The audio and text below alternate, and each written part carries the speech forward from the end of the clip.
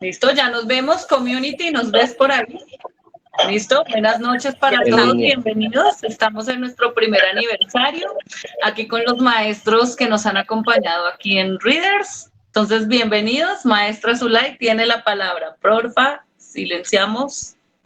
Bueno, muy buenas noches a todos. El día de hoy, con muchísimo placer, venimos a celebrar un año de lecturas, un año de complicidades sobre todo, que es lo más significativo, no solamente la complicidad entre nosotros, los lectores, sino con ustedes, los que nos escuchan, los que nos ven, los que día a día pues nos acompañan en las lecturas, ya sea en vivo y en directo o en diferido. Buenas noches, Yanelis. Buenas noches, Camila. Gracias que hoy Camila se encuentra haciendo el community. Buenas noches a los que van llegando. Buenas noches, maestros.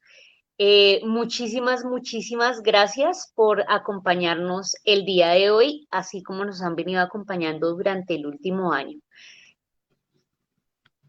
Bueno, el día de hoy la idea es que les conversemos un poquito cómo ha sido nuestra experiencia. Entonces, voy a empezar con la venia de ustedes. El Readers nace cuando nos mandaron a pandemia. La idea de mantener el canal de CitoSpeak funcionando y también de generar un contacto que no fuera solamente estar con los estudiantes a nivel académico, sino que se generara como una dinámica de pasillo, de cuando nos encontramos en el patio o en la cafetería, generar esa dinámica de compañía. Pues se nos ocurrió esto, una buena noche, simplemente dijimos con la profe Ángela, bueno, ¿y por qué no empezamos a leer? De pronto alguien se pega, y si no, pues por lo menos aprovechamos y hacemos un poquito de lectura compartida de lo que nosotros leemos usualmente. Y al pensar a qué horas, pensamos en la noche, y al pensar en la noche, necesariamente pensamos en cuentos de terror. Así empezó Readers, con cuentos de terror y con todo el ánimo de hacer una conexión con ustedes, y además de hacer una conexión con ustedes, de disfrutar un poquito de lectura.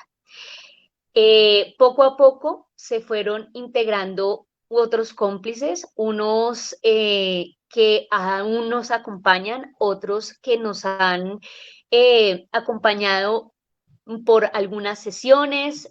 Damos especial agradecimiento a Camila, a Pipe, que se han unido a esta comunidad de lectores esporádicamente, pero son invitados súper especiales.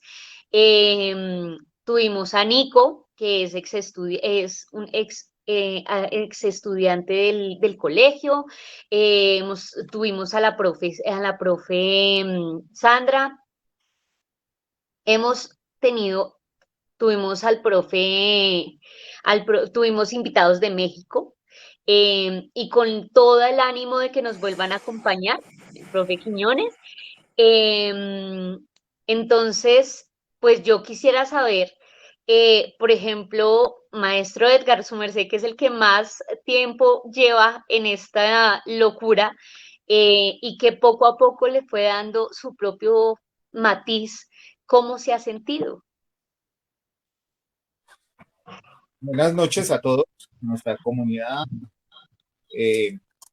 del suroriente, porque nacimos como Tomás Roy, con José Félix Restrepo también, y hemos ido incorporando otras instituciones. Es excelente, excelente, porque la única exclusividad que ha habido en este grupo es el gusto por la lectura, ¿cierto? Es lo único. Pues la complicidad, 10 puntos, 10 sobre 10. he agradecido en otros momentos esa invitación. En buena hora llegó y la mantengo abierta y vigente. Lentamente nos fuimos incorporando otras personas. Estoy seguro que se van a incorporar otras más a las cuales nosotros alcanzamos. Esto ya no es un asunto de colegio, es una comunidad de lectura y es fantástico.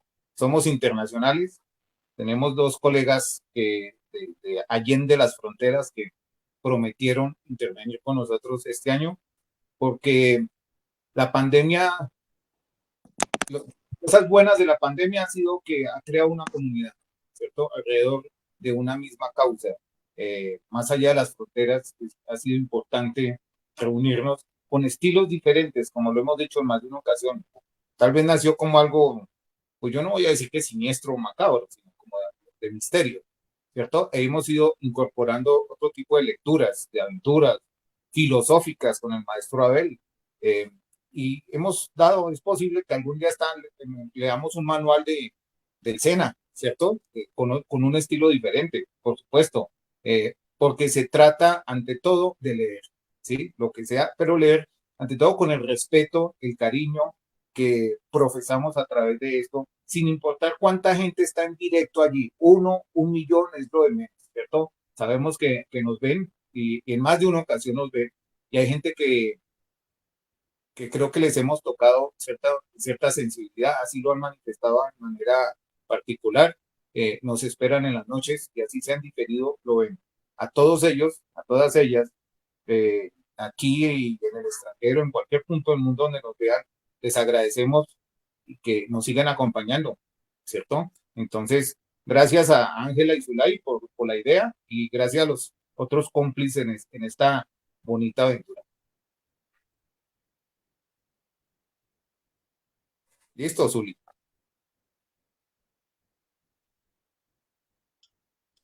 Micrófono.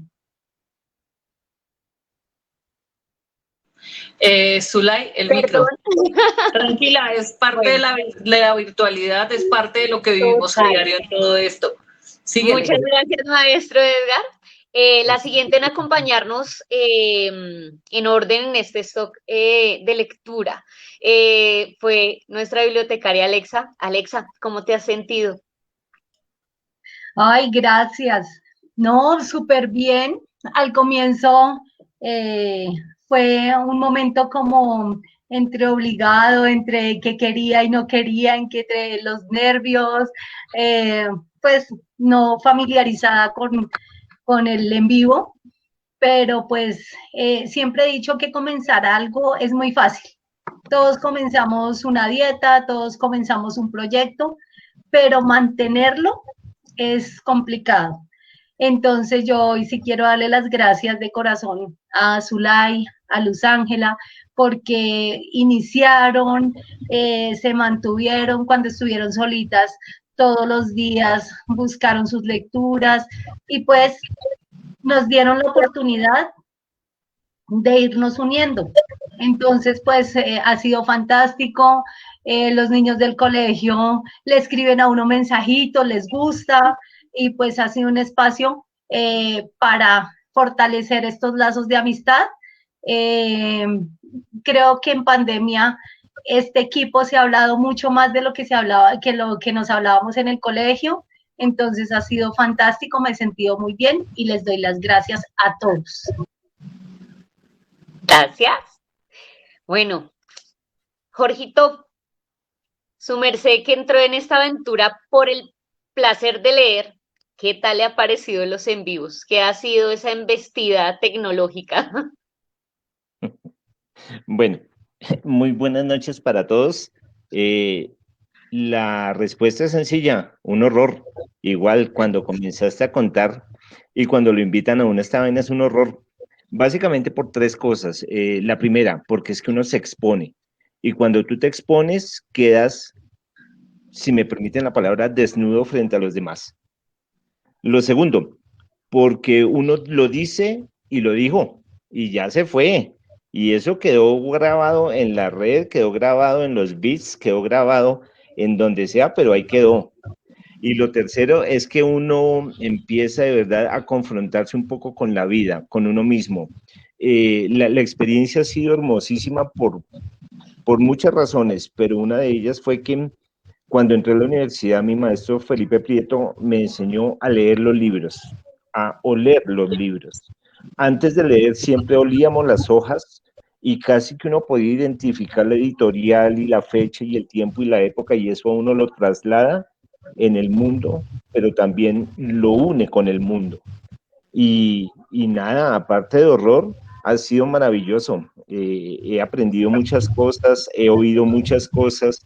Ha sido absolutamente maravilloso oír a los compañeros que están acá y los que no están acá, que también hemos podido escucharlos. Y, y es un desfogue. Y yo creo que después de trabajar todo un día mirando correos como loco y haciendo una cantidad de cosas que no habíamos hecho nunca en la vida pedagógica, este espacio a uno lo reencuentra y personalmente a mí me dejan un punto de equilibrio como para pasar una buena noche, incluyendo y soñando con lo que se escucha. Y ha sido maravilloso. Muchas gracias por la invitación. Creo que seguiré perturbando sus sueños cuando pueda. Y muchas gracias. De verdad ha sido excelente. No encuentro palabras. No quiero decir nada más por ahora. Gracias, Lai. Gracias, compañeros. Abelito, en esta aventura fuiste el último en tomar la decisión de entrar al equipo. ¿Cómo ha sido la experiencia? Buenas noches a todos los que nos visitan en CitoSpeak. Como ya lo han mencionado los que me antecedieron, es indescriptible. Son muchas experiencias, desde el temor de la primera noche para leer hasta la que puedo reflexionar ahora, que es distinto buscar leer para mí, que es lo que siempre he hecho, que buscar para leer para otros y con otros. Entonces, creo que es un giro muy interesante porque tal vez cuando fui profesor de aula busqué lecturas para leerles a los estudiantes, pero eran desde mi interés en una asignatura determinada. Y buscar lecturas para otros es bien apasionante, bien interesante. Afortunadamente me dejaron el viernes, fue hasta la experiencia de hace muy pocos días la razón de desfogue, de descanso, de estar en otro ambiente. Entonces, delicioso, sabroso. Hoy cuando miro acá nuestros seguidores o las personas que nos están viendo, me encuentro a Marco, un exalumno del año 2007 del Tomás Rueda, año en el que llegué al colegio. Entonces digo, excelente encontrarse un exalumno de esos años. Creo que ustedes, Edgar, que dijo Zulay, que es el más veterano de acá. Edgar habrá visto de promociones anteriores. Creo que eso lo llena uno de alegría. Muchos estudiantes, tanto del Tomás como del Félix, y exalumnos que nos acompañan todavía, Pablito, que por ahí nos envía mensajes. O sea, son tantos los vínculos que tenemos desde nuestro quehacer pedagógico, que en este espacio de disfrute nos los hemos encontrado de nuevo y nos sentimos abrazados, como mencionaba Edgar, sea en vivo, en el directo, o sea en el diferido, que después muchos se acercan. Pero también encontrarnos con compañeros profesores, ¿no? Profesoras del Tomás, del Félix, que nos están acompañando. Cuando los mencionamos, como que peca uno, porque a veces las personas piensan que quien está leyendo está a la vez haciendo el trabajo de leerlo y demás, y después le dicen a uno, ay, no me saludó y yo le envié el saludo, o cosas por el estilo, y uno les dice, no, hay otros compañeros detrás de. Entonces, como dijo Zulay al comienzo, agradecer a todos los que siempre están detrás de nosotros para colaborarnos en esta transmisión. Gracias, Zulay, gracias, Angelita y Alexandra, que desde un comienzo me impulsaron a ingresar al grupo. CitoSpeak. Bien. Gracias, Abelito. Bueno, CitoSpeak da un giro con Readers. Readers definitivamente es, CitoSpeak se crea como una iniciativa de estudiantes para estudiantes, y llegando la pandemia se nos convierte en que nos es casi imposible comunicarnos y mantener un trabajo de creación con los muchachos y se convierte en un espacio de creación para los maestros, de creación de lectura, de acompañarnos leyendo y de leerles a ustedes, no solamente a los estudiantes, sino a todas las comunidades, a toda la comunidad tomasina, a los del José Félix y a todos los que nos acompañan. Maestra Ángela, su merced, ¿qué pensó cuando le dije y por qué no leemos en las noches? Muy buenas noches para todos. Mil gracias por estarnos hoy acompañando en nuestro primer aniversario. ¿Qué pensé? Miren, lo que decía Alexandra y mencionaba ya de la constancia es importante. La profe Zulay sabe lo que yo dije. Dije, pues vamos a hacerle. Nada. Y yo creí que esto no iba a llegar al siguiente año. Es decir, íbamos a cumplir un año. Cuando tú vas leyendo, a medida que pasa el tiempo, los días se hacen más a menos. Ustedes no lo preguntan y no lo sienten, pero es la adrenalina de leer en público. Muchos de ustedes les da miedo leer, arriesgarse, profesores, chicos, porque lo que decía Jorge es muy cierto, queda uno expuesto. Si uno dice cualquier cosa, queda aquí. Y yo sí le dije a la profe Zulay, no, pues hagámosle. Y creí que el impulso nos iba a llegar. Ella sabe que yo le dije, el impulso va a llegar como para 15 días, porque todos los días, 5 días a la semana, es harto trabajo.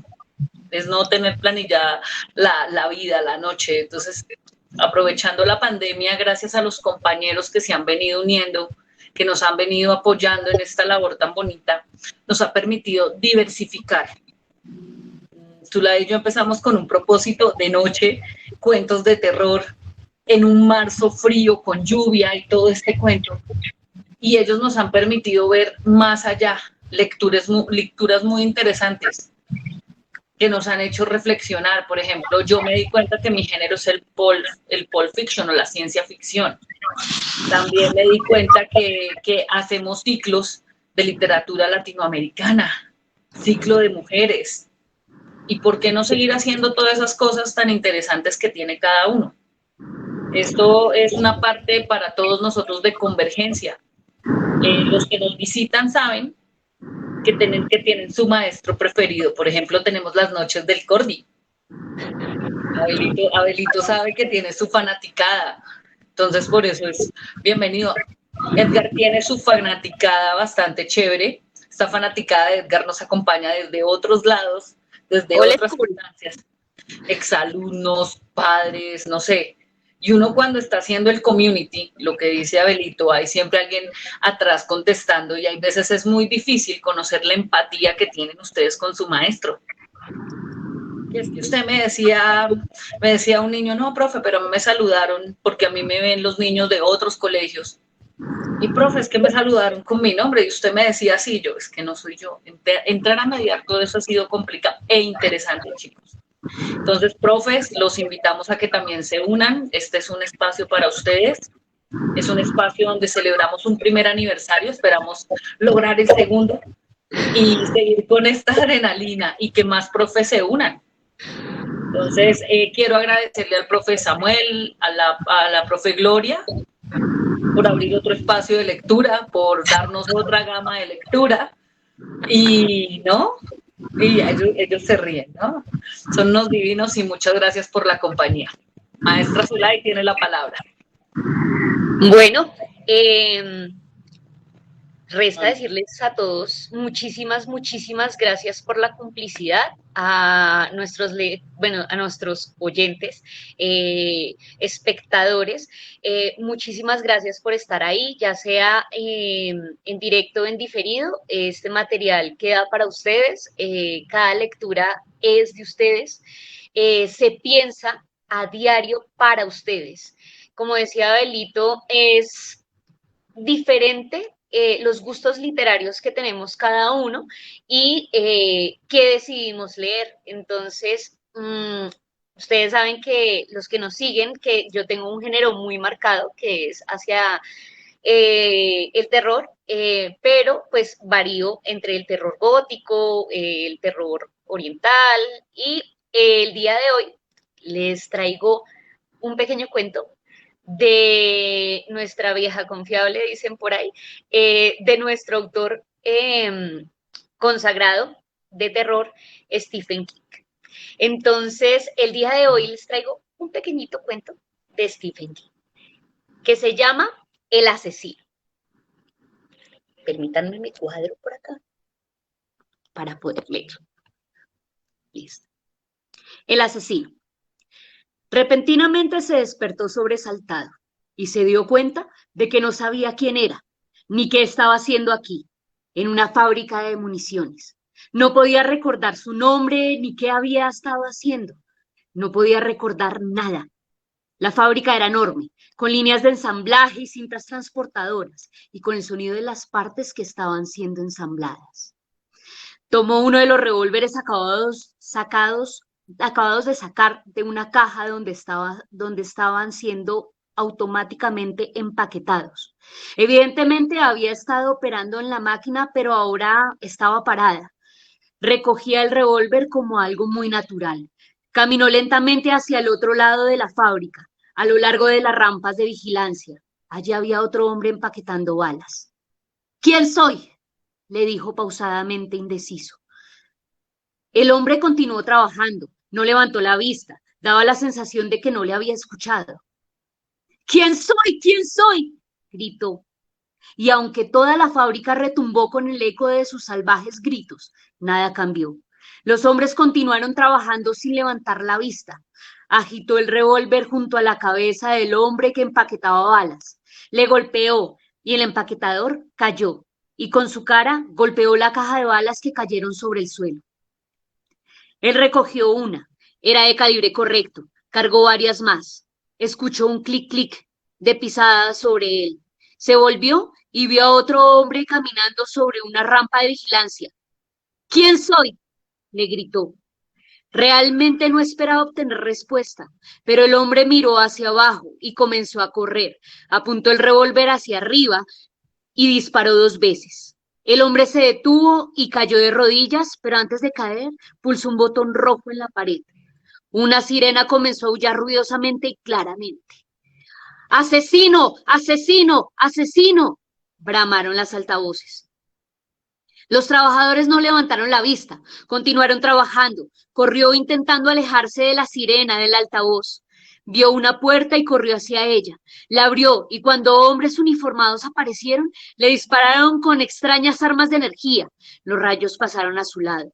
Disparó 3 veces más y uno de los hombres uniformados cayó. Su arma resonó al caer al suelo. Corrió en otra dirección, pero más uniformados llegaban desde la otra puerta. Miró furiosamente alrededor. Estaban llegando de todos lados. Tenía que escapar. Trepó más y más alto, hacia la parte superior, pero había más de ellos allí. Le tenían atrapado. Disparó hasta vaciar el cargador del revólver. Se acercaron hacia él, algunos desde arriba, otros desde abajo. Por favor, no disparen. ¿No se dan cuenta que solo quiero saber quién soy? Dispararon y los rayos de energía le abatieron. Todo se volvió oscuro. Les observaron cómo cerraban la puerta tras él. Y entonces el camión se alejó. Uno de ellos se convierte en asesino de vez en cuando, dijo el guardia. No lo entiendo, dijo el segundo, rascándose la cabeza. Mira ese, ¿qué era lo que decía? Solo quiero saber quién soy. Eso era. Parecía casi humano. Estoy comenzando a pensar que están haciendo esos robots demasiado bien.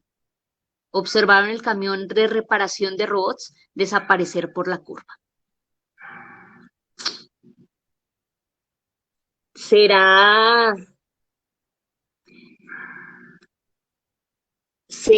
de pronto algo de premonición?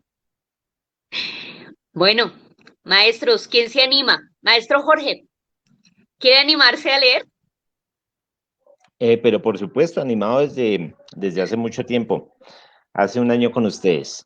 Bueno, ya que hoy estamos hablando de aniversarios y ya que estamos hablando de horror y pues de algo parecido a lo que podría ser el futuro, me tomé el atrevimiento de elegir a Hernán Cassiari, escritor argentino. y escogí algo muy, muy peculiar de él. Es una serie de cuentos de minicuentos, casi que son anuales. Entonces, nada más, no, voy a arrancar de una. Se llama Cartas de mi tataranieto Wong. Nota. Hace unos meses le supliqué a mi tataranieto Wong que no me dijera nada sobre mi vida en el futuro, y con buen tino cumplió mis deseos. Al irse de la casa, me reveló algunos datos interesantes sobre cómo sería la vida del hombre a finales del siglo XXI, pero me dejó a medias con otros temas de interés. El viernes, al revisar el correo, vi un sobre extraño, demasiado moderno para mi gusto. Era una carta de Wong, en la que me explica, con pelos y señales, cómo serán nuestros próximos años. Primera parte, 2011-2030, la Primera Gran Guerra. 2011. Tras la invasión norteamericana a Teherán, injustificada según la ONU, el llamado mundo libre decide rebelarse ante los atropellos de Estados Unidos, boicoteando el consumo de sus productos, a excepción de Coca-Cola y HBO. Un científico alemán descubre un tipo de carne que, al ser dado a un perro con rabia, provoca que el animal continúe siendo doméstico y gracioso. 2012. Tras la invasión norteamericana al llamado mundo libre, según la ONU, injustificada, las cosas regresan a como estaban antes, a excepción de llamado mundo libre, que pasa a llamarse mundo con ciertas libertades. Parte en diciembre el Connect 3, primer cohete tripulado al planeta Marte, que estará 11 años en el espacio antes de tocar suelo marciano. 2013. El Connect 3 estalla a los 11 días. Más tarde se sabe que habían dejado abierta la puertita que daba al baño. Se descubre una vacuna que cura todas las enfermedades del continente africano, pero es demasiado cara para sus habitantes. En cambio, los finlandeses, que sí pueden pagarla, la usan para curarse la psoriasis que les produce hablar por el móvil. Parte en diciembre el Connect 4, primer cohete tripulado al planeta Marte, que estará 11 años en el espacio antes de tocar suelo marciano. Un equipo especial de la NASA certifica que esté bien cerrada la puertita del baño. 2014. Una cadena británica filma el exacto momento en que Evo Morales, presidente de Bolivia, asciende a los cielos. El país andino pone a otro presidente con el mismo pullover. El feroz huracán Eduardo confirma todas las sospechas y se convierte en el primer fenómeno meteorológico capaz de arrancar California de cuajo. La región entera es hallada por unos niños pescadores, 20 días más tarde, cerca de Filipinas. Se suspenden por un año los Juegos Olímpicos de Vancouver, porque a nadie le gusta el diseño de la mascota. 2015. Después de 27 temporadas, la serie Los Simpson comienza a dibujarse sola. Macedonia, Bosnia y Serbia deciden formar un mismo país al descubrir que, cuando estaban juntas, ganaban más medallas de oro en los Juegos Olímpicos. Pasan a llamarse Yugoslavia Hermanos. La ex Unión Soviética no quiere ser menos. Se reunifica y se bautiza Rusia e Hijos. De todos modos, gana China con 113 medallas. Un nuevo bestseller polémico induce a pensar que Jesucristo se llamaba en realidad Fabricio, padecía anorexia y tenía un huevo más grande que el otro. El Vaticano compra los derechos cinematográficos y alienta a sus fieles a no consumir blasfemias. 2016. Antes de disolverse, la veterana ONG Greenpeace reconoce que no eran las fábricas las que producían el daño a la capa de ozono, sino las ballenas al copular. Se descubre una pastilla que, si te la tomas, ya estás bañado. Las selecciones de Argentina e Italia se disputan al hijo ilegítimo de Maradona, Diego Junior, ofreciendo cada una diferentes ventajas por la nacionalidad del crack. El gobierno argentino le ofrece al jovencito la presidencia de la nación, mientras que el gobierno italiano le regala cualquier cosa que haya hecho Miguel Ángel y que esté en nuestro territorio.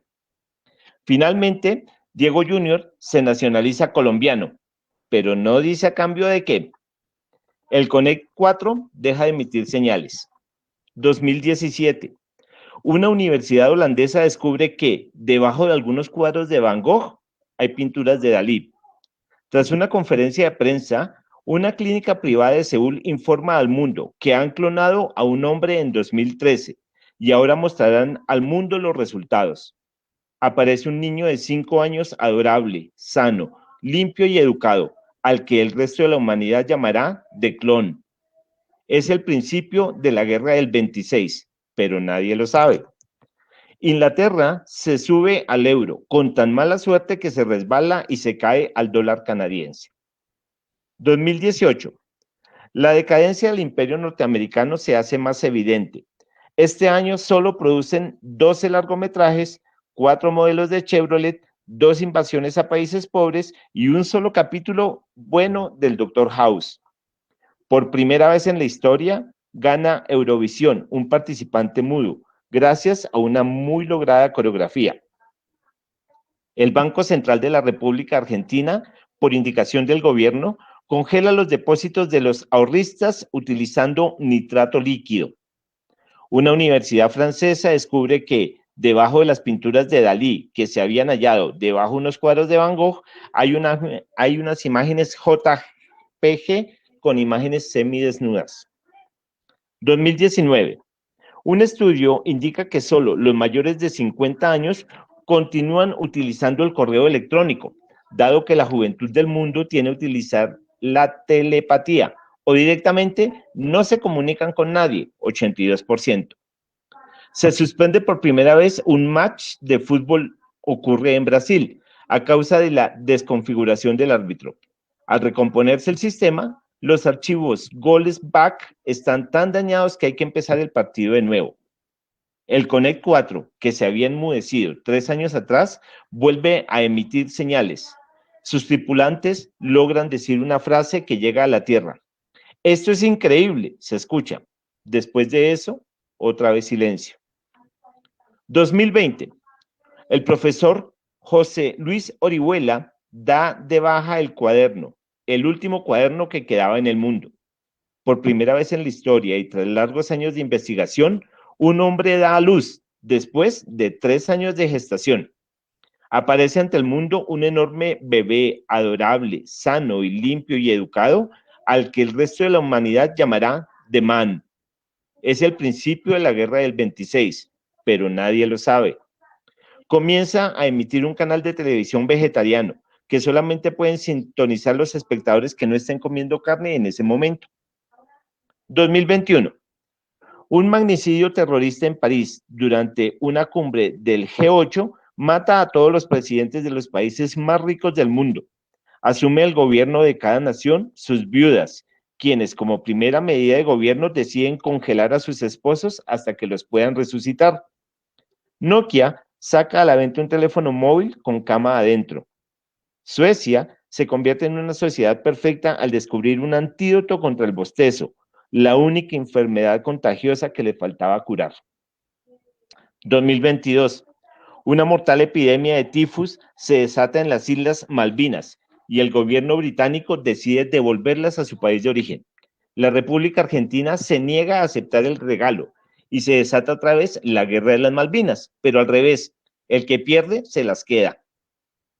Fallece el Papa Benedicto XVI y asume en su lugar el artista antes llamado Prince, que además de ser el primer Papa americano, es también el primer Papa negro y el primer Papa sexy y el primer Papa pop.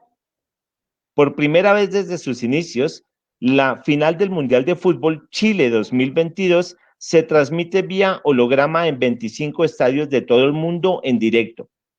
Por algunos problemas en la emisión, algunos espectadores ven ganadora a Brasil y otros a Alemania. 2023. Tras 8 meses de sangrientas batallas australes, las Malvinas son otra vez argentinas. El Connect 4, que había enmudecido 3 años antes, vuelve a emitir señales. Sus tripulantes logran decir otra frase que llega nítida a la Tierra. Esto es cada vez más increíble, se escucha. Después de eso, otra vez el silencio. El niño mundialmente conocido como The Clone cumple 10 años de vida y se celebran festejos en todo el planeta. El jovencito habla por primera vez y dice algo que nadie esperaba escuchar. Debemos eliminar al hombre. Cunde el pánico en las ciudades de siempre, Nueva York, Tokio y Sydney. Fernando Alonso se retira de la Fórmula 1, pero su coche sigue compitiendo un año más con un maniquí adentro. 2024. El Papa Prince I hace la primera misa de gallo unplugged, que transmite en directo la MTV Vaticano. Los laboratorios Roche sacan a la venta unas pastillas verdes que combaten el adulterio y no las compra nadie. Los chinos se ponen de acuerdo para saltar todos juntos el mismo día a la misma hora y confirmar así si es verdad lo que dice la leyenda. Lo hacen el 22 de octubre a las 12 del mediodía y aparecen todos en Australia 11 horas antes. 2025. La mañana del 12 de febrero, el hemisferio norte despierta con la aterradora versión de una bola de fuego en el horizonte que viene hacia la Tierra a una velocidad increíble. Se piensa en un meteorito, pero al caer y destruir Kansas, se descubre que se trata del Connect 4. Es el fin de la supremacía norteamericana en cualquier campo.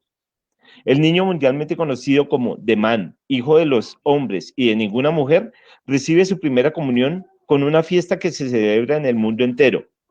Al decir sus primeras palabras en público, el planeta entero escucha en la boca del niño.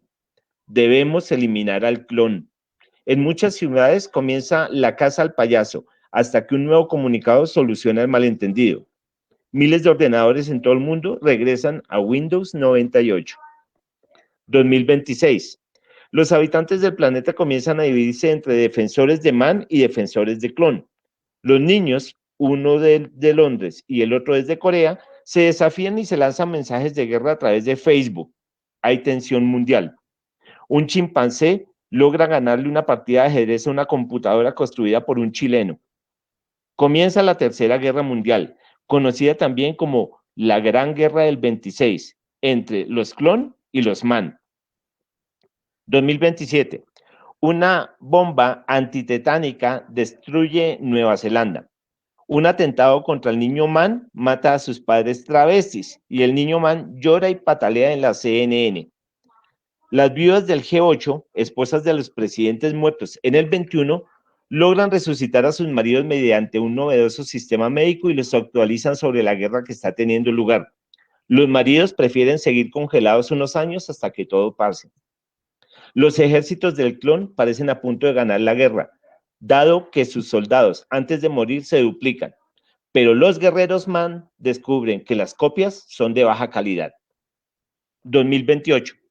Científicos de Barcelona descubren que si una persona estornuda al mismo tiempo que salta, destruye la ley de la gravedad. Los humanos siempre estuvimos capacitados para volar, dicen eufóricos, pero nos faltaba saber cómo. El Papa Prince intenta mediar entre el niño clon y el niño man. La cumbre ocurre en junio en Ginebra, donde ambas criaturas firman un pacto de no agresión y establecen un alto al fuego. Los niños son dados en adopción. El ser humano comienza a volar con sus propios medios, el estornudo. Quiebran las compañías aéreas y se hacen poderosas las empresas que comercializan las pomadas para las caídas. 2029. Tras la Gran Guerra, el planeta ha sido diezmado solo por las bombas antitetánicas y saqueado por los mismos inadaptados de siempre. Solo quedan 19 países con gente adentro y otros 26 que pueden ser recuperados para hacer sitios turísticos. Se realiza el primer censo posguerra. Sigue habiendo en el mundo más mujeres que hombres. Todos respiran aliviados. Al no haber televisión, ni cines, ni espacios de entretenimiento, José Luis Orihuela abre otra vez su blog E-Cuaderno. 2030. Argentina se corona campeona del mundo en el Mundial de Fútbol 2030, que se disputa en Yugoslavia, hermanos. Un chileno logra ganarle una partida de ajedrez a una computadora construida por un chimpancé. Es el principio de la Gran Guerra del 41, pero todavía nadie lo sabe.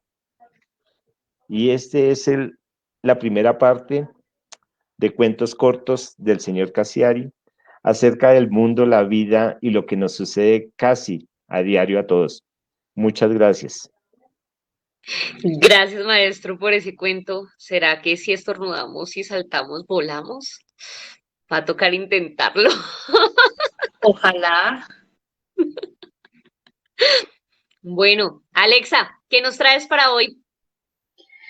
Bueno, yo les traigo un cuento que está sin autor, porque me lo compartieron, pero no venía el autor y no lo encontré. Se llama Carnes Frías. Era de madrugada cuando llegué a mi casa después de una larga noche de trabajo. Mi esposa estaba dormida. Luego de darme un baño, la acompañé en el sueño. Las luces estaban apagadas y no pasó mucho tiempo hasta que pude sentir que comenzó a acariciar mi piel y besar mi cuello. «Tienes un extraño olor a muerto», dijo ella mientras seguía besando mi cuello. «¿Acaso estuviste coqueteando con cadáveres de chicas lindas?» El comentario me incomodó un poco, ya que soy médico forense. Se rompió la inspiración y perdí la excitación que había comenzado a sentir, así que le di la espalda. «¿En serio?», preguntó ella mientras seguía acariciando mi cuerpo y susurrando a mi oído. «Anda, sé que me deseas». Después de unos instantes correspondí sus caricias. Mis manos recorrieron su cuerpo desnudo. Jamás la había visto tan excitada. Todo era tan distinto y tan pasional, pero lo disfruté. Sonó mi teléfono celular. Pensé que podía ser de la clínica, así que respondí. Mi piel se erizó por completo cuando escuché la voz de mi esposa al otro lado de la línea. ¿Quién era entonces la chica que compartía mi cama? Yo seguía abrazándola. Podía sentir cómo ella acariciaba mis brazos. El frío y el miedo se apoderaron de mí cuando sentí que me besaba en el cuello. Por la posición en la que nos encontrábamos, era imposible que pudiera hacerlo. Para conseguirlo, tendría que haber girado el cuello 180 grados. Me levanté tan rápido como pude y encendí la luz. No podía creer lo que estaba mirando. Sobre mi cama estaba el cadáver de una chica cuyo rostro me era familiar. Horas atrás la había recibido en la morgue. Era hermosa y su cuerpo aún era cálido. La toqué un par de veces, sus pechos, su entrepierna, pero un compañero casi me descubre y antes de cerrar aquella bolsa gris que guardaba su cuerpo, le dije cínicamente al cadáver: «Ojalá tuviéramos un poco más de privacidad». Fin. Oh, por Dios, cuidado con lo que desean. Aquí definitivamente hemos tenido muchísimos autores que nos dicen que desear es peligroso, es muy, muy peligroso. Maestro Edgar, ¿con qué nos va a acompañar esta noche en la lectura? Bueno, eh, yo creo que el autor del cuento de Alexandra de Carnes Frías debe ser Zenú, ¿cierto? Después de hacer una indagación aquí en Google. ¿Mm? No, decía que estaba rica, algo así, ¿no? Sí, claro, claro. La gente quería repetir, ¿no? Salía Entonces, de todo, pero no salía el autor. Es una competencia entre cárnicos. y los vegetarianos que mencionaba Jorge hace un instante. ¿Mm? Bueno, Recuerden que la publicidad no nos la pagan. no, no, no. Por eso Pepsi patrocina el siguiente cuento. Es que solo Coca-Cola tampoco es así, ¿no? Antes de esto, quiero saludar al maestro Samuel, a Clarita, María Clara, tiempos sin vernos, pero qué agradable que estés del otro lado. Un saludo. Y a Reinel, nos debe una lectura también, Rey, ¿sí? Un poco de acento huilense, ahí como para que hagan dúo con la aquella aquí. Bueno, Alejo Carpentier es un autor cubano del siglo pasado, una de las personas más prolíficas, no solo en su obra, sino en su pensamiento como tal, en el siglo XIX. Desde la bella isla de Cuba, Alejo nos, como hoy son historias cortas, por eso escogí un libro pequeño, ¿cierto? Entonces, de aquí, de Alejo, unos apartes de uno de sus cuentos que se intitula Semejante a la noche y dice lo siguiente. Yo la llamaba mi prometida, aunque nadie supiera aún de nuestros amores. Cuando vi a su padre cerca de las naves, pensé que estaría sola y seguía aquel muelle triste, batido por el viento, salpicado de agua verde, abarandado de cadenas y argollas vertecidas por el salitre que conducía a la última casa de ventanas verdes, siempre cerradas. Apenas hice sonar la aldaba vestida de verdín, se abrió la puerta y con una ráfaga de viento que traía carúa de olas, entré en la estancia donde ya ardían las lámparas a causa de la bruma. Mi prometida se sentó a mi lado, en un hondo butacón de brocado antiguo, y recostó la cabeza sobre mi hombro con tan resignada tristeza que no me atreví a interrogar sus ojos que yo amaba, porque siempre parecían contemplar cosas invisibles con aire asombrado. Ahora, los extraños objetos que llenaban la sala cobraban un significado nuevo para mí. Algo parecía ligarme al astrolabio, la brújula y la rosa de los vientos.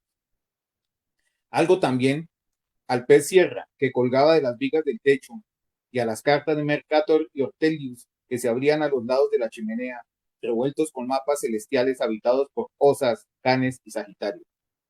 La voz de mi prometida se alzó sobre el silbido del viento que se colaba por debajo de las puertas, preguntando por el estado de los preparativos. Aliviado por la posibilidad de hablar de algo ajeno a nosotros mismos, le conté de los sulpicianos y recoletos que embarcarían con nosotros, alabando la piedad de los gentiles hombres y cultivadores escogidos por quien hubiera tomado posesión de las tierras lejanas en nombre del rey de Francia.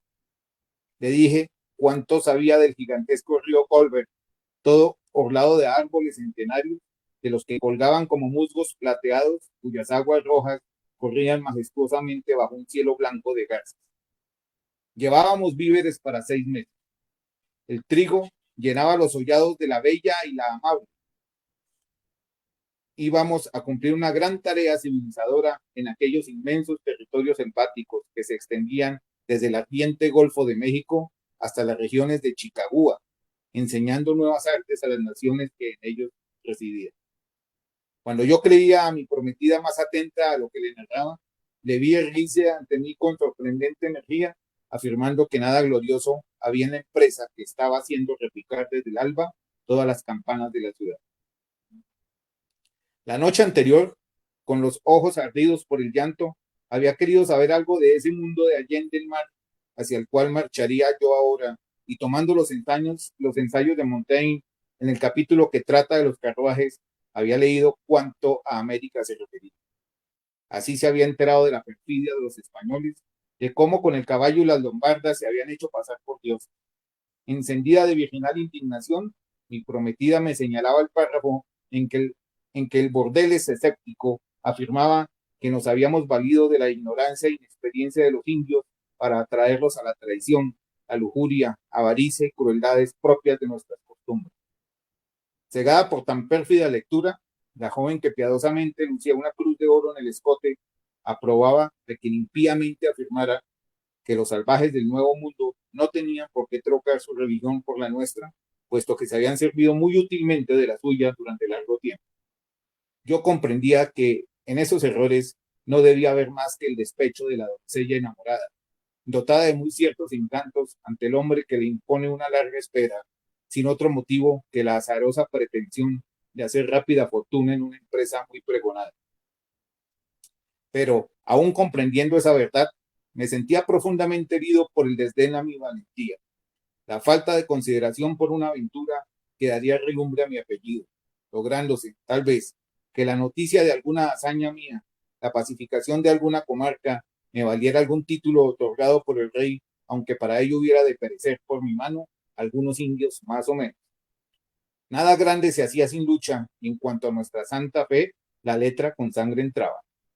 Pero ahora eran celos los que se traducían en el feo cuadro que ella me trazaba de la isla de Santo Domingo, en la que haríamos escala, y que a mi prometida, con expresiones adorablemente impropias, calificaba de paraíso de mujeres malditas.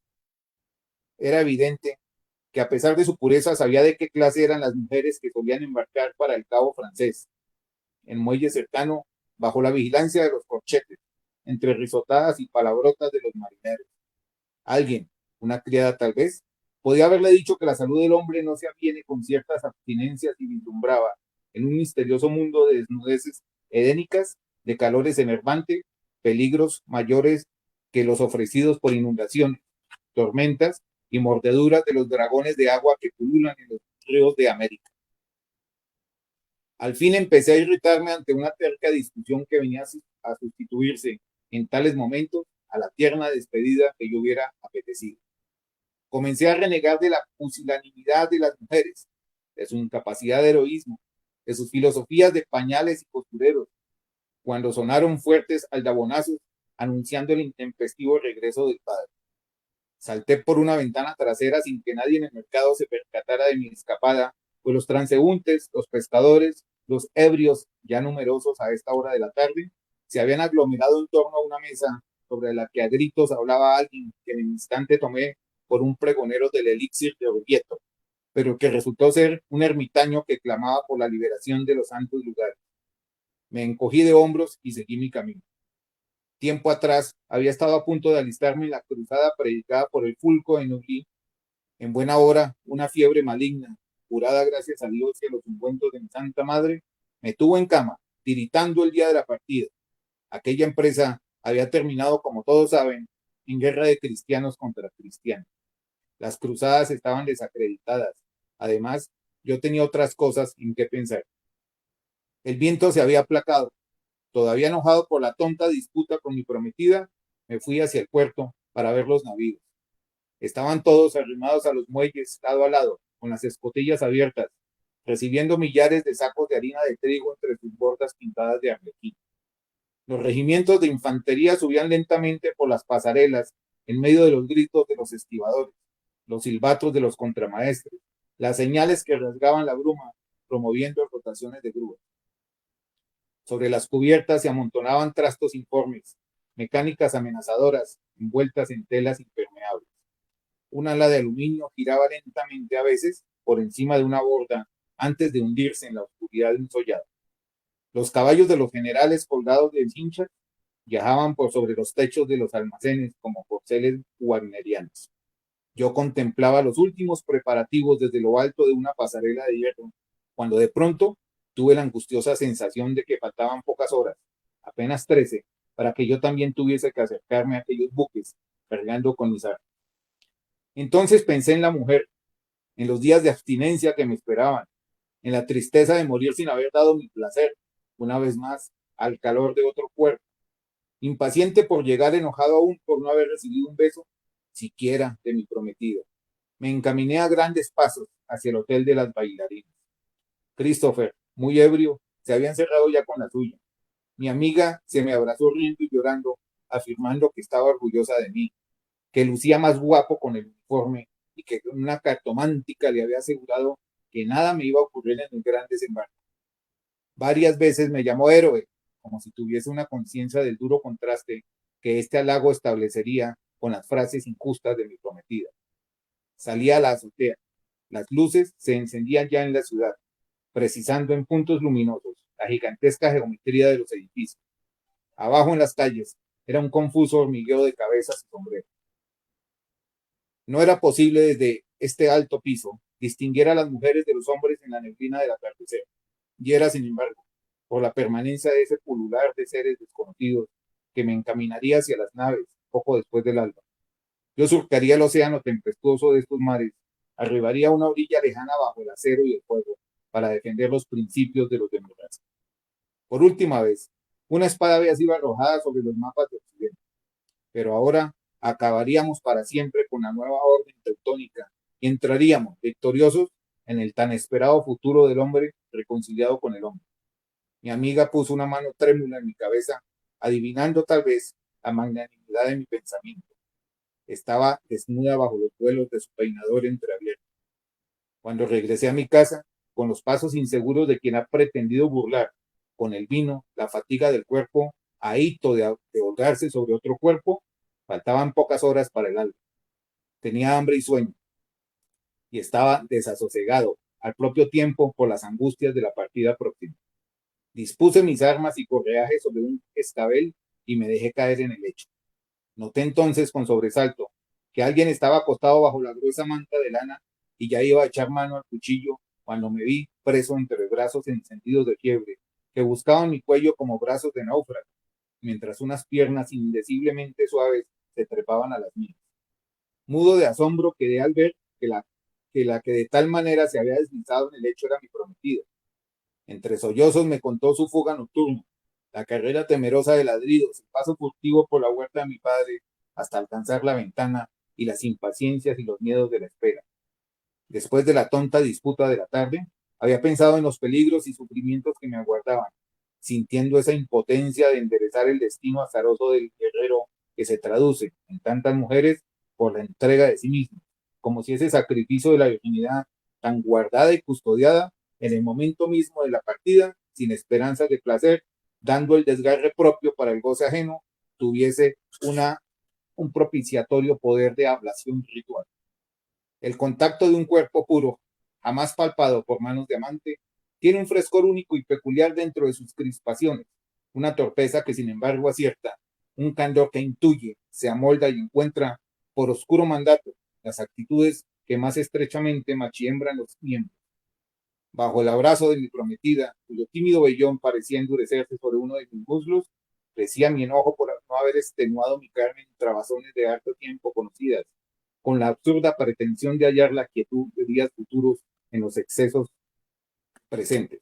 Y ahora que se me ofrecía el más codiciable consentimiento, me hallaba casi insensible bajo el cuerpo estremecido que se impacientaba.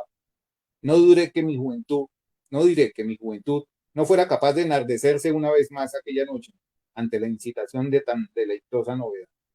Pero la idea de que era una virgen la que así se me entregaba y que la carne intacta y cerrada exigiría un lento y sostenido empeño por mi parte, se me impuso con el temor al acto fallido.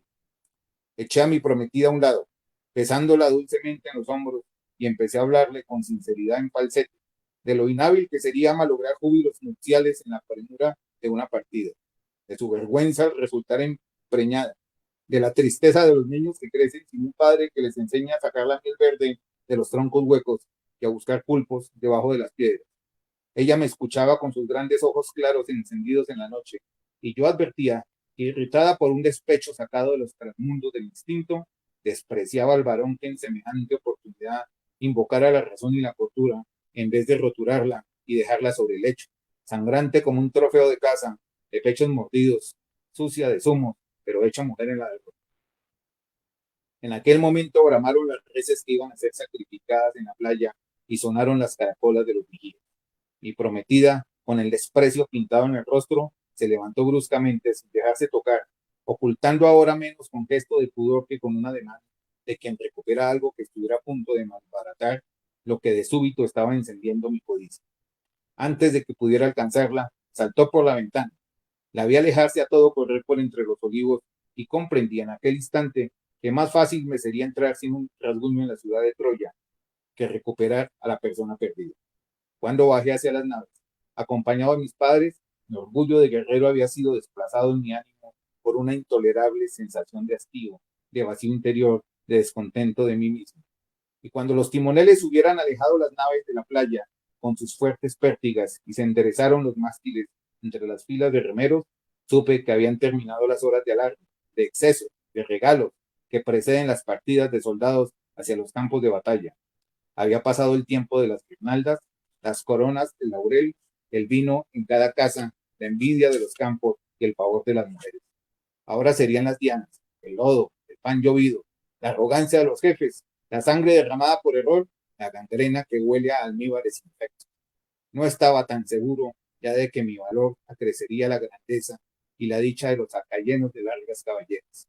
Un viejo soldado que iba a la guerra por oficio, sin más entusiasmo que el trasquilador de ovejas que camina hacia el establo, andaba contando ya a quien quisiera escucharlo que Helena de Esparta vivía muy gustosa en Troya y que cuando se refosilaba en el lecho de París, sus estertores de gozo encendían las mejillas de las vírgenes que moraban en el palacio de Priamo. Se decía que toda la historia del doloroso cautiverio de la hija de Leda, ofendida y humillada por los troyanos, era mera propaganda de guerra, alentada por Agamenón, con el asentimiento de Menelao. En realidad, detrás de la empresa que se escudaba con tan elevados propósitos, había muchos negocios que en nada beneficiarían a los combatientes de poco, más o menos. Se trataba, sobre todo, afirmaba el viejo soldado, de vender más alfarería, más telas, más vasos con escenas de carreras de autos, de carros, y de abrirse nuevos caminos hacia las gentes asiáticas, amantes de trueques, acabándose de una vez con la competencia troyana. La nave, demasiado cargada de harina y de hombres, jugaba despacio. Contemplé largamente las casas de mi pueblo, a las que el sol daba de frente. Tenía ganas de llorar. Me quité el casco y oculté mis ojos tras de las crines enhiestas de la cimera, que tanto trabajo me hubiera costado redondear, a semejanza de las cimeras magníficas de quienes podían encargar sus equipos de guerra a los artesanos de gran estilo, y que, por cierto, viajaban en la nave más velera y de mayor eslora. Bueno, en este semicorto, no tan corto, relato de Alejo Carpentier, toda una lección de términos, ¿no? Para decir que hubo alguien que perdió lo que tanto deseaba por acelerado. En fin, ese fue mi turno. Bueno, muchas gracias, maestro Edgar. Sí, es preciso tomarse su tiempo para tomar decisiones. Em, bueno, Abelito, ¿qué nos Ya, traes esta noche? ya le tocó el turno al viernes. Bien. Por ahí vi que el maestro Julio, además de estar provocado, nos está provocando. Eh, es un grupo muy interesante, la interacción aquí en el Face también que se va teniendo. Hay comentarios muy agradables. Por ahí aparece, veo a la profesora Soleil Pardo con los estudiantes de ciclo 2 que dicen, salúdenme que soy de ciclo 2 de la jornada nocturna, pero también sé de los demás profesores del José Félix y del Tomás que nos acompañan, como ustedes decían, en directo, en diferido. Bueno, en esta búsqueda de qué leer, me encontré a una autora por allá de finales del siglo XIX, comienzos del XX, de aquellos que poco leemos, que poco abordamos, que me interesa trabajar, traer a este espacio y a la vez comentarles que quiero empezar a leer, ya les comenté a nuestros compañeros de Cito Speak, quiero empezar a leer Juan Salvador Gaviota, que es un libro de cabecera mío. Entonces, a partir del viernes en las noches, con el Cordi, Juan Salvador Gaviota, pero ahora nos vamos con Emilia Pardo, El Pozo de la Vida. La caravana se alejó, dejando al camellero enfermo abandonado al pie del pozo. Allí las caravanas hacen alto siempre por la fama del agua, de la cual se refieren mil consejas. Según unos, al gustarla se restaura la energía. Según otros, hay en ella algo terrible, algo siniestro. Los devotos de Alí, yerno y continuador de la obra religiosa y política de Mahoma, profesan respeto especial a este pozo. Dicen que en él apagó su sed el generoso y desventurado príncipe en el día de su decisiva victoria contra las huestes de su jurada enemiga Ahija o Ajá, viuda del profeta. Como no ignoran los fieles creyentes, en esa batalla cayó del camello que montaba la profetisa y fue respetada y perdonada por Alí, que la mandó conducir a la Meca otra vez. Aseguran que de tal episodio histórico procede la discusión sobre las cualidades del agua del pozo de la vida. Es fama que Ahija la ilustre, una de las 4 mujeres incomparables que ha existido en el mundo, al acercar a sus labios el agua cuando la llevaban prisionera y vencida, aseguró que tenía insoportable sabor. El camellero No pensaba entonces en el gusto del agua. Miraba desvanecerse la nube de polvo de la caravana alejándose y se veía como náufrago en el mar de arena del desierto. ¿Verdad que el pozo se encontraba enclavado en lo que llaman un oasis? 10 o 12 palmeras, una reducida construcción de yeso y ladrillo destinada a bebedero de los camellos y albergue mezquino y transitorio para los peregrinos que se dirigían a la mezquita lejana. A esto se reducía el oasis solitario. Devorado por la calentura que secaba la sangre en sus venas, el camellero, frugal y sobrio siempre, ahora apenas se acercaba al alimento, a las provisiones de harinas y dátiles. Su sostén era el agua del pozo. No en balde se llamaba el pozo de la vida. Bebiendo sanaré. Transcurrieron 2 o 3 días. El abandonado no cesaba de sumergir el cuenco en el odre que al partir, con piadosa previsión, habían dejado llenos sus compañeros de caravana, y pensaba para sí: mi mal me trastorna los sentidos. Esta agua, al pronto tan gustosa, ahora parece ha tenido esa infusión coloquintida. El día tercero, algunas muchachas de la tribu de los Beni Said, acampada a corta distancia en la vertiente de un valle árido, vinieron a cebar sus odres en el pozo. El enfermo solicitó de ellas que le renovasen la provisión porque sus fuerzas no lo consentían. Una virgen como de 15 años, de esbeltez de gacela, atirantó la cuerda con sus brazos morenos y el cajilón ascendió rebosando un líquido claro y frío como cristal. El enfermo tendió las manos ansiosas y hasta sonrió de gozo cuando la muchacha, en su cuenco de arcilla esmaltado de vivos colores, le presentó la prueba de aquella delicia. Pero apenas humedeció la lengua, hizo un mojín de disgusto. Amarga más todavía que la del odre, murmuró consternado. La muchacha vertió otra vez agua en el cuenco y bebió despacio con fruición. ¿Qué dices de amargura?, interrogó burlándose. Está más fresca que los copos de la nieve y más dulce que la leche de nuestras ovejas. Ha refrigerado y exaltado mi corazón. No he encontrado jamás agua tan sabrosa. Probad vosotras, a ver quién se engaña. Y el grupo de jóvenes aguadoras, antes de cargar en las fundas de red de cuerda, al costado de sus anillos, los colmados odres, bebió largos tragos de agua del pozo. Hiciéronlo riendo sin causa, disputándose los cuencos de donde el agua se derramaba, mojando las túnicas listadas de rojo y blanco, las gargantas aceitunadas y tersas como dátiles verdes, los senos chicos y los brazos bruñidos y mórbidos. Los negros ovales ojos de las vírgenes relucían. Sus dientes de granizo eran más blancos a través de los labios pálidos avivados por el agua. Cabalgaron después en los jumentos, acomodándose para caber entre los odres, y con carcajadas locas tomaron la vuelta de su aduar. El camellero, quejándose solo otra vez. Como había mirado desvanecerse la nubecilla de la caravana, vio perderse en la ilimitada extensión no del camino, el desierto es camino todo él, sino de la planicie, la polvareda que levantaba el trote de los asnos aguadores azuzados por las muchachas. La fiebre lo consumía. Desesperado, bebió. El agua amargaba aún más. Los días desfilaron.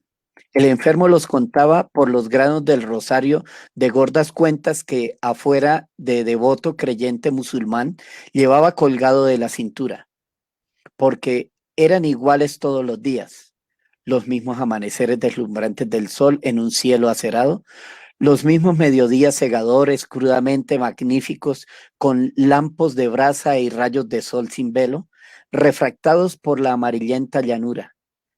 las mismas encendidas tardes, caliginosas, expirando abrasadores soplos de terral, entrecortados por rugidos y aullidos lejanos de fieras.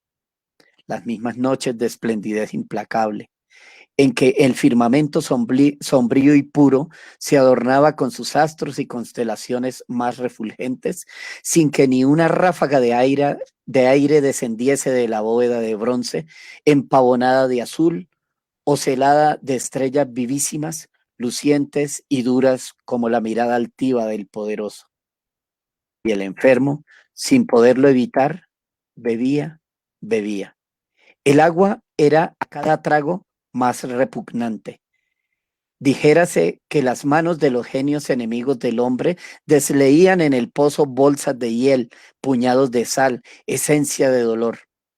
Llegó un momento en que las fuerzas del camellero se agotaron, en que la sola vista del agua le produjo escalofríos y al pie del pozo se tendió en el agostado suelo resuelto a dejarse perecer, resignado y ansioso del fin.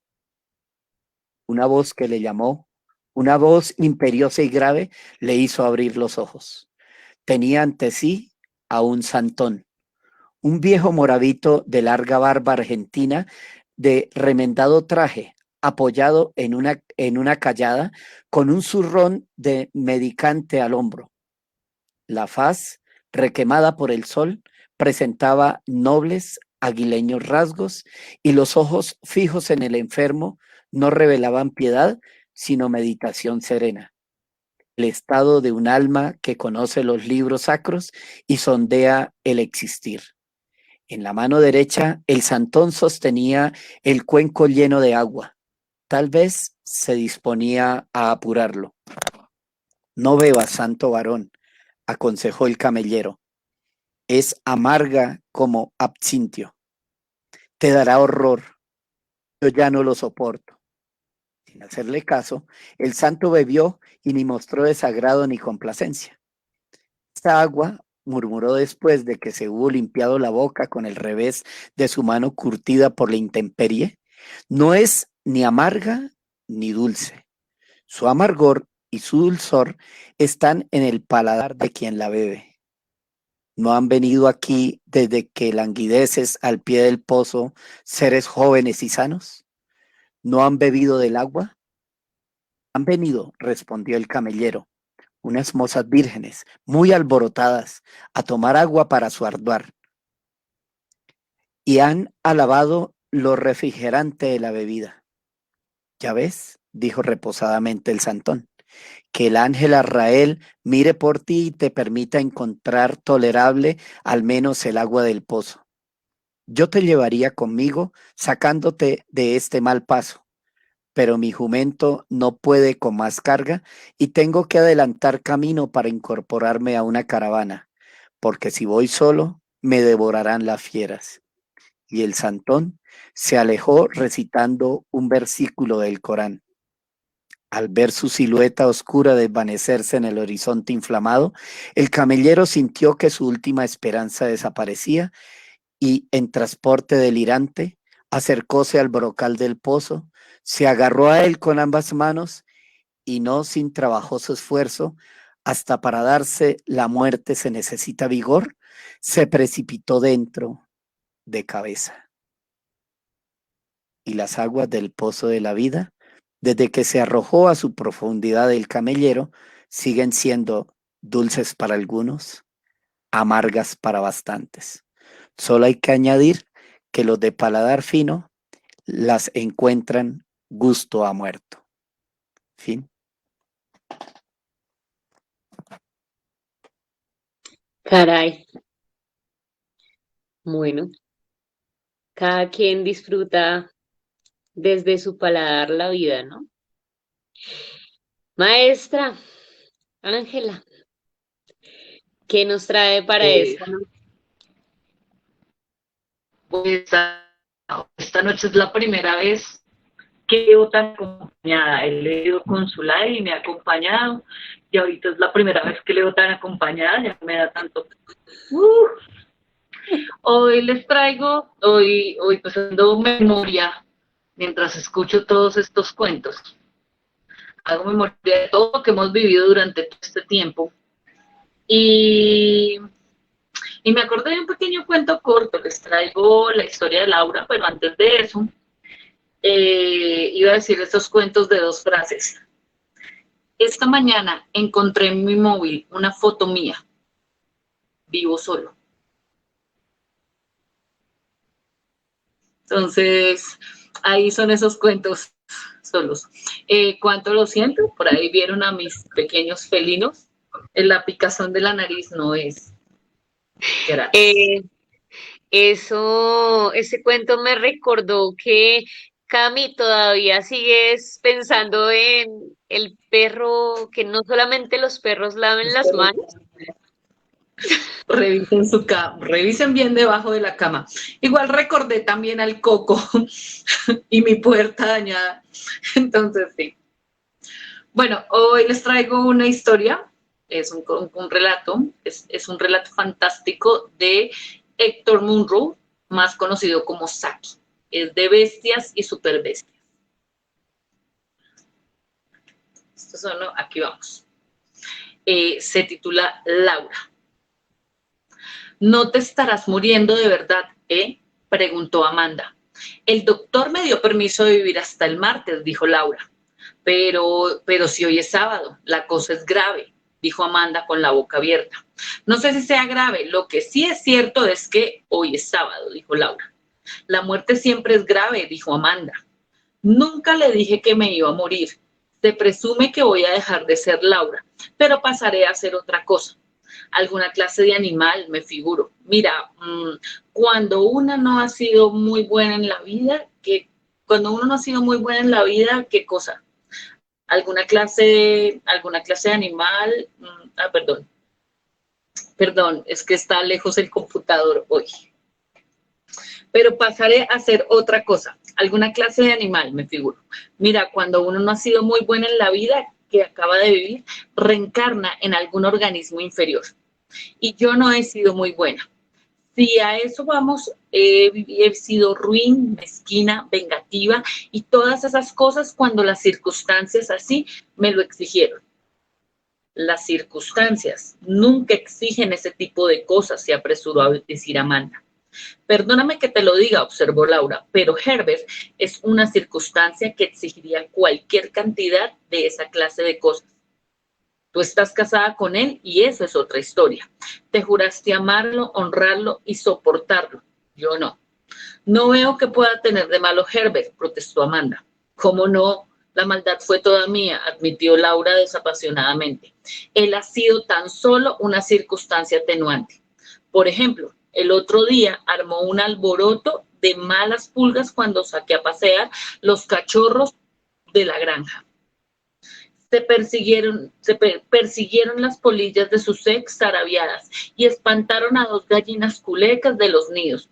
Fuera de una pisotearon los cuadros de flores. Y tú sabes cuánta dedicación les pone a sus aves de corral y a su jardín. De todas maneras, no había necesidad de que se remachara toda esa bendita tarde al respecto, ni de que dijera, no se hable más de eso, cuando yo ya empezaba a sacarle gusto a la discusión. Ahí fue cuando salí con una de mis venganzas mezquinas, agregó Laura con una risita impertinente. Al otro día del episodio solté en sus semilleros a la familia entera de las arabianas. ¿Cómo pudiste hacer eso? ¿Le soltaste las gallinas?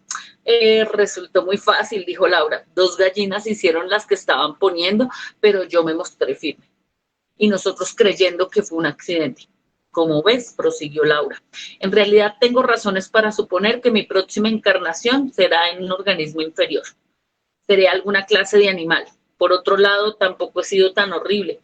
Así que a lo mejor puedo contar con que voy a ser un animal agradable, algo elegante y lleno de vida, amigo de la diversión. Quizás una nutria. No puedo imaginarte siendo una nutria, dijo Amanda. Bueno, me figuro de que no puedes imaginarme siendo un ángel. Así que a eso vamos, dijo Laura. Amanda guardó silencio. No podía. Por mi parte, creo que la vida de una nutria sería bastante agradable, continuó Laura. Salmón para comer todo el año entero. El gusto de poder buscar truchas en su propia casa sin tener que esperar horas enteras a que se dignen en morder la mosca que una les ha estado columpiando en la cara. Y otra figura elegante y esbelta. Piensa en los perros que las cazan, le interrumpió Amanda. Qué horrible que la rastreen a una, la acosen y la acaben destrozando. Bastante divertido si la mitad del vecindario está mirando. Y en todo caso no es peor que este asunto de morir poco a poco entre el sábado y el martes. Además, después pasaría a ser otra cosa. Si hubiera sido una nutria regularmente buena, supongo que recobraría alguna forma humana, probablemente algo más bien primitivo.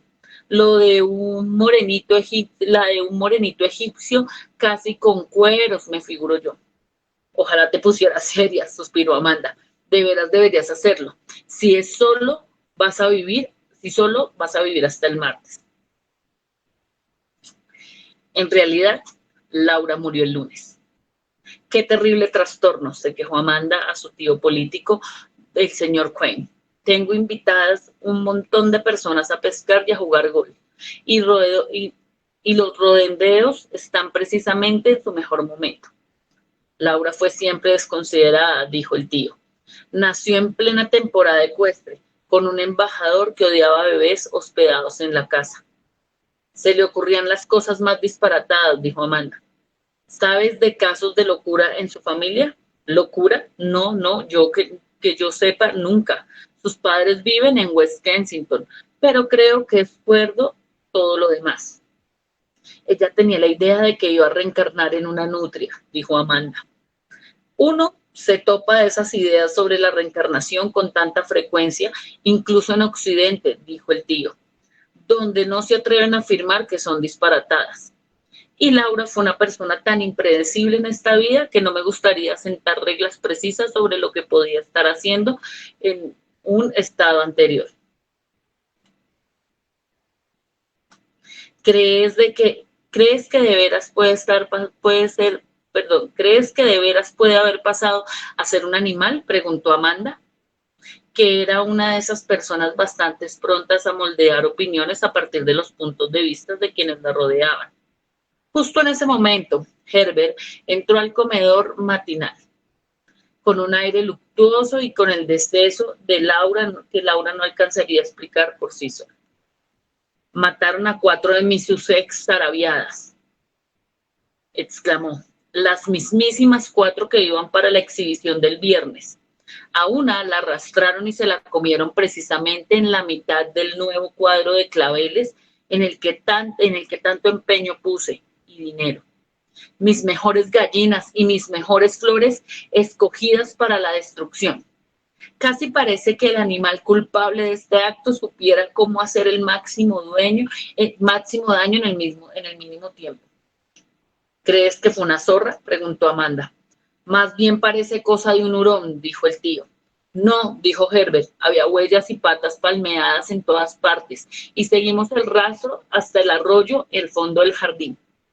Evidentemente, una nutria. Amanda le lanzó una mirada de reojo al tío. Herbert estaba demasiado agitado para desayunar y se marchó a supervisar el refuerzo de las defensas de los gallineros. Por lo menos deberían haber esperado a que terminaran los funerales, dijo Amanda con voz indignada. Comprende de que se trata de sus propios funerales, dijo el tío. Es sutil punto de etiqueta determinar hasta dónde uno debe mostrar respeto para los propios restos mortales. Al día siguiente, el irrespeto de las convenciones mortuorias fue llevado más lejos.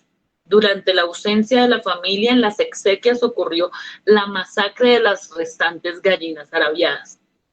La línea de retirada del merodeador parecía haber cubierto la mayoría de cuadros de flores del prado, pero las eras de fresas en la parte de abajo del jardín también se habían visto afectadas.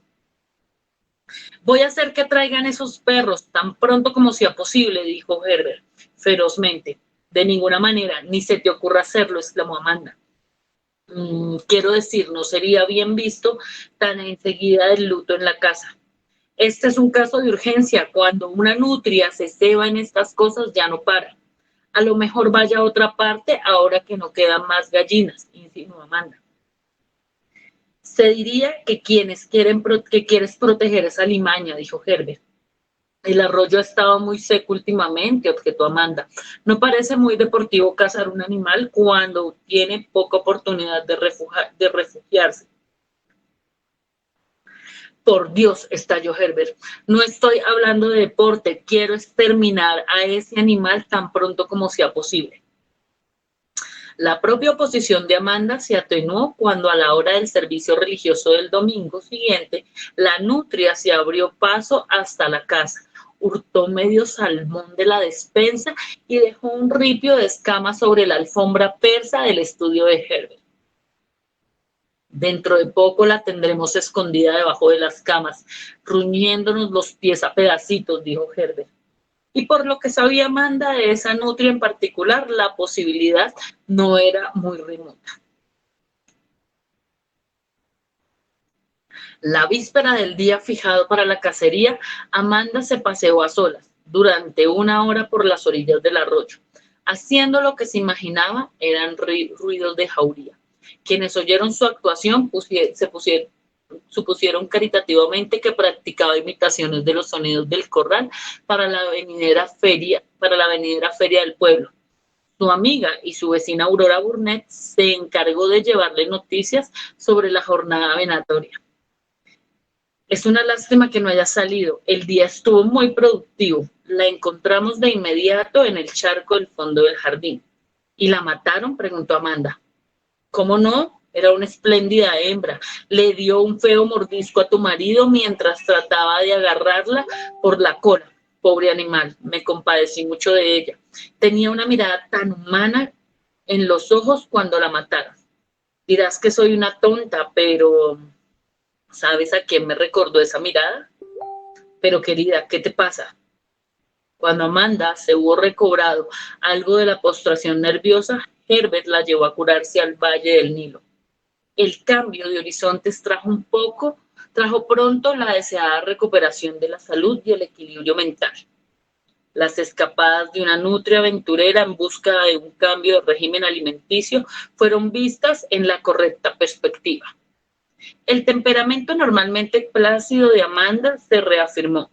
Ni siquiera el temporal de clamorosas maldiciones que venían del camerín de su esposo, en la voz de su esposo, pero alejadas de su vocabulario de costumbre, pudieron realmente perturbar la calma, mientras se acicalaba pausadamente en una tarde del Cairo. ¿Qué sucede? ¿Qué pasó?, preguntó entre divertida e intrigada. El animalito me tiró todas las camisas limpias en la tina. Espera que te agarre. ¿Qué animalito?, preguntó Amanda, reprimiendo las ganas de reír. El lenguaje de Herbert era irremediablemente inadecuado para expresar sus sentimientos de indignación. Un morenito egipcio casi en cueros, barbulló Herbert. Y ahora Amanda está gravemente enferma. Está aquí. Esta es la historia de esta noche. Muchas gracias. Para que vean, uno puede reencarnar. Es decir, los deseos y la reencarnación, lo que quieran. Hay que ser muy cuidadoso con lo que se desea. Uno nunca sabe qué pueda pasar. Aunque se pintan las uñas. No le hacemos publicidad a Pepsi, tomamos agüita. Así es Pepsi pura. No nos pagan la publicidad, maestro. Agua cálida, dice Edgar, ¿no? ¿O agua qué? Negritos como en el cuento.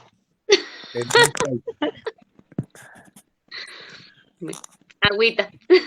La primera vez que estoy seguro que 5 personas. Bueno. Maestros, muchísimas gracias por la compañía todo este año, a nuestros acompañantes al otro lado de la pantalla. Muchas gracias por acompañarnos, muchas gracias por echarnos porras. Cada quien, como lo decía Ángela, cada quien tiene su fanaticada. Maestro Jorge, Paulina por ahí lo saluda y le dice que si se acuerda de ella. Un saludo, perdón, Zulay, un saludo para ese que le escribió, eres grande, Edgar. Uy, sí, sí. Lo mismo, especialmente en pandemia es grande. Salúdalo. Claro. Y también para la Pinzón, estaba por ahí, otra niña, la señorita Vargas, pero también está a todos los que han tenido la paciencia de aguantar tu hora incluida. Qué bueno. Por ahí Alex le dice a Abelito que es todo un crack. Bueno, aquí tenemos fanaticadas. Muchísimas gracias a todos aquellos que nos acompañaron hasta esta hora. Hoy con 1 hora y media de transmisión. Pero muchas gracias por acompañarnos, maestros. Nuevamente, mi gratitud por acompañarnos en esta locura de reunirnos por las noches a leer y a escucharnos, y pues a brindarles un espacio a todos aquellos que se encuentran desde sus casas escuchándonos todos los días de lunes a viernes, pues por Cito Speak a las 8 de la noche. Maestros, no me resta nada más que decirles que una muy buena noche y muy feliz aniversario. Gracias. Y nos vemos con Juan Salvador Gaviota ahora. Gracias, Readers. A todos, maestros, muchas gracias. Y a todos los que nos oyen, muchas gracias por su paciencia. Una feliz noche. Los lectores de la pandemia se despiden por esta noche. Sí. Un abrazo. Gracias todos. No olviden ser felices. Abelito les dice. Gracias. Buena noche a todos y todas. Buena noche. Buenas noches.